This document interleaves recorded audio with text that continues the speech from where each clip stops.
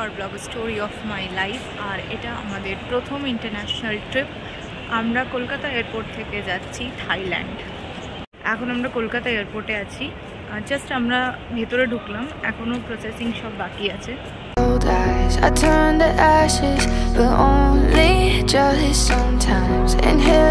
আমাদের ইমিগ্রেশন ডান। ইমিগ্রেশনে যেটা আমাদের লাগলো সেটা হচ্ছে আমাদের বোর্ডিং পাসটা লাগলো হ্যান্ডি, আর পাসপোর্ট, আর ট্রাভেলের পারপাস জিজ্ঞেস করলো, জাস্ট এইটুকুই। আর কার সাথে যাচ্ছি এক্সেট্রা এগুলো। আরেকটা জিনিস সেটা হচ্ছে যে আমরা এখান থেকে মানি এক্সচেঞ্জ করেছি, অনেকটা বেশি ট্যাক্স কাটে আর কি। আমি সাজেস্ট করবো আপনারা বাইরের থেকে করে নিন। আর এখানকার থাই সিমও নেওয়া হয়ে গেছে, আপনাদেরকে দেখায়। থাই সিম পড়েছে এখানে 1000 টাকা 6 দিনের জন্য।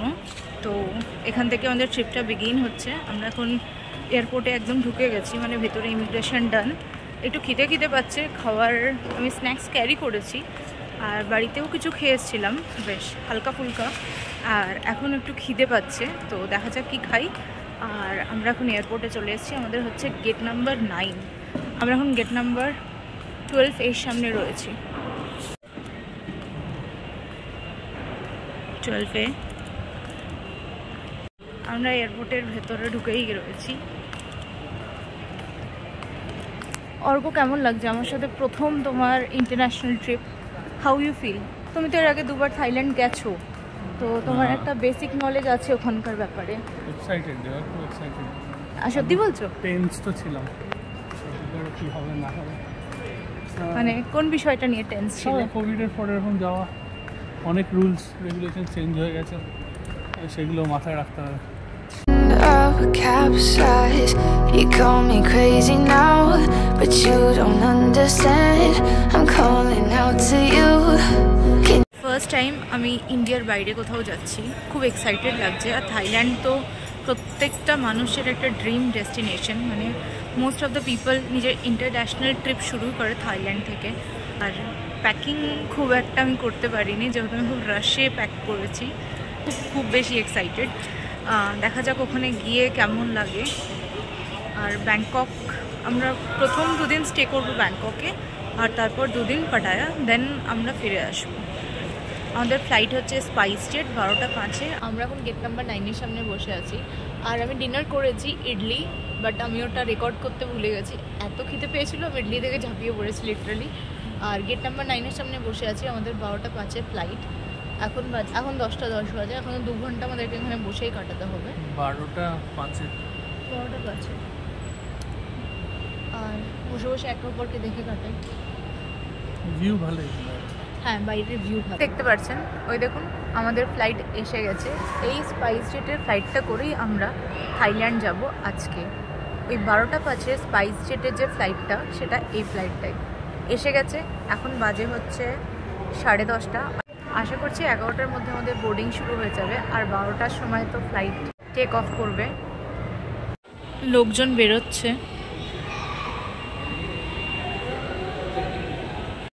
আমাদের ফ্লাইট নাম্বার হচ্ছে SG83 স্পাইস জেট। এই প্লেনেই আমরা আজকে থাইল্যান্ড যাব কলকাতা থেকে। ডিপার্চার টাইম হচ্ছে 12টা বেজে 5, আর আমরা ওখানে পৌঁছাবো 4:10 সকালবেলায়। যেমন কি আপনারা অনেকেই ওখানকার টাইম আর আমাদের ইন্ডিয়ার টাইমে একটু ডিফারেন্স আছে, সেই জন্যই মোট আমাদের এখান থেকে থাইল্যান্ড যেতে, আমাদের এখান থেকে মানে কলকাতা থেকে থাইল্যান্ড যেতে 2 ঘন্টা 35 মিনিট লাগে বাই ফ্লাইট। কিন্তু টাইমের ডিফারেন্সের জন্য ওখানে গিয়ে আমরা পৌঁছাবো 4:10-এ। সিম আমরা থাই সিম কলকাতা এয়ারপোর্ট থেকেই নিয়েছি। এখানে একটা কাউন্টার আছে, 1000 টাকা নিয়েছে। আমরা অ্যাক্সেস করতে পারবো হচ্ছে 6 দিন পর্যন্ত। আনলিমিটেড নেট, 100 মিনিট আমরা ইন্ডিয়াতে কথা বলতে পারবো। আর নেটটা আনলিমিটেড, মানে 6 দিনে যতটা ইচ্ছা আমরা নেট ইউজ করতে পারি। এটা খুব দরকার ছিল, বিকজ আজকের দিনে দাঁড়িয়ে আমরা নেট ছাড়া নিজের জীবন ভাবতেই পারি না। আমরা এগোচ্ছি ফ্লাইটের দিকে।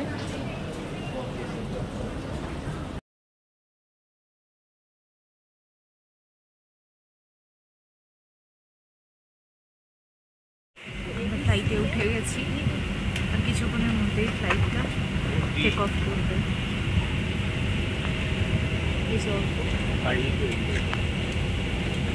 আর মজার বিষয় হচ্ছে আমার সিট একদম জানলার ধারে। আমি যখনই ফ্লাইটে বা ট্রেনে যখনই ফ্লাইটে ট্রাভেল করি তখনই আমার একটাই ডিমান্ড থাকে যে আমি জানলার ধারে বসবো।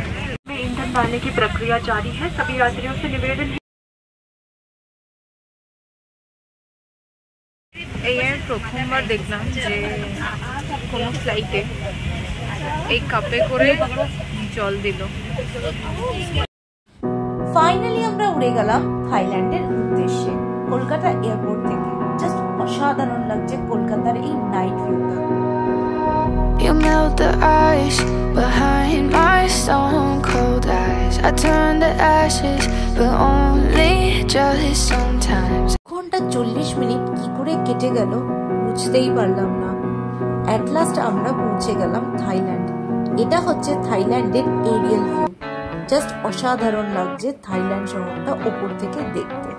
থাইল্যান্ডে দুটো এয়ারপোর্ট আছে, একটা হচ্ছে সুবর্ণভূমি এয়ারপোর্ট যে এয়ারপোর্টে আমরা ল্যান্ড করেছি, আর একটা এয়ারপোর্ট হচ্ছে ডন মিয়াং এয়ারপোর্ট। কলকাতা থেকে দুটো এয়ারপোর্টের জন্যই ফ্লাইট পাওয়া যায়। সুবর্ণভূমি এয়ারপোর্টটা অনেকটা বড় আর খুব সুন্দর করে সাজানো। Hello viewers, welcome to Thailand. আমরা থাইল্যান্ড পৌঁছে গেছি, এখন বাজে হচ্ছে 5:30। ভিসা অন অ্যারাইভেল নেওয়ার পর আমরা বেরিয়ে এসেছি। ভিসা অন অ্যারাইভেল খুব স্মুথ একটা প্রসেস, খুব একটা অসুবিধা হয়নি। আমাদেরকে 2000 ভাট করে দিতে হয়েছে আর 200 টাকা এক্সট্রা, মানে টোটাল হচ্ছে 4400 ভাট। এয়ারপোর্ট থেকে বেরিয়ে এখন আমরা যাচ্ছি আমাদের হোটেলের উদ্দেশ্যে। আমরা একটা ক্যাবও পেয়ে গেছি অনেক খোঁজাখুঁজির পর। It's not my fault when we end up capsized. You call me crazy now, but you don't know. আমরা ট্যাক্সিতে বসে গেছি আর এখান থেকে আমরা যাচ্ছি সুকুমবিট 8 সিটাডাইন্স, যেটা আমাদের হোটেল। এয়ারপোর্ট থেকে গুগল ম্যাপে দেখাচ্ছে 25 মিনিট লাগবে, মানে স্বর্ণভূমি এয়ারপোর্ট থেকে। লেটস সি কতক্ষণে পৌঁছায়। Morning view of Bangkok city just অসাধারণ লাগছে। Heat that melts us down again. Now it's pouring through my veins, but I said you're the spark to blame, and it's fire burning holes inside my brain.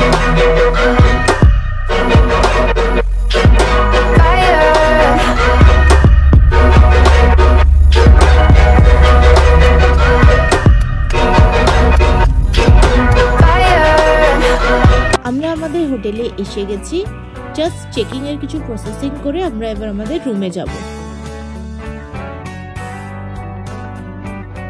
আমাদের hotel রুমে কিচেনটা আলাদা করে দেওয়া রয়েছে আর কিচেনের পুরো সেটআপ রয়েছে।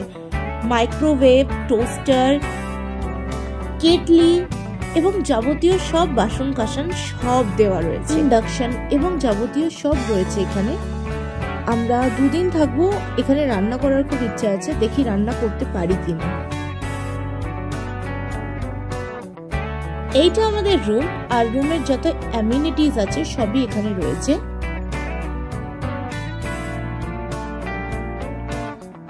আলাদা করে একটা স্টাডি টেবিল আর চেয়ারও দেওয়া রয়েছে। আলমারিতে যাবতীয় সব জিনিসপত্র দেওয়া রয়েছে, আর তাছাড়া একটা টিভি রয়েছে। বেডটা অনেকটা বড়, দুজনের জন্য এনাফ। তার পাশাপাশি একটা সোফা আর একটা ছোট কাচের টেবিল দেওয়া রয়েছে। তার পাশাপাশি একটা ওয়াশ বেসিন রয়েছে, আর বেসিনের উপরে সবকিছুই রাখা রয়েছে। আর এইটা হচ্ছে আমাদের বাথরুম ওয়েস্টার্ন, আর সব রকম সুবিধা বাথরুমে অ্যাভেলেবেল রয়েছে।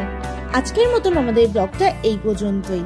আমাদের ব্লগটা আপনাদের কেমন লেগেছে কমেন্ট করে জানাতে ভুলবেন না। আর এখনো যদি আমাদের ফ্যামিলির পার্ট না হয়ে থাকেন, সাবস্ক্রাইব বাটনটা প্রেস করে আমাদের ফ্যামিলির সাথে জুড়ে যান। টিল দেন ভালো থাকুন, নিজের খেয়াল রাখুন, স্টোরি অফ মাই লাইফ দেখতে থাকুন। আমাদের চ্যানেলটাকে লাইক, শেয়ার আর সাবস্ক্রাইব করুন।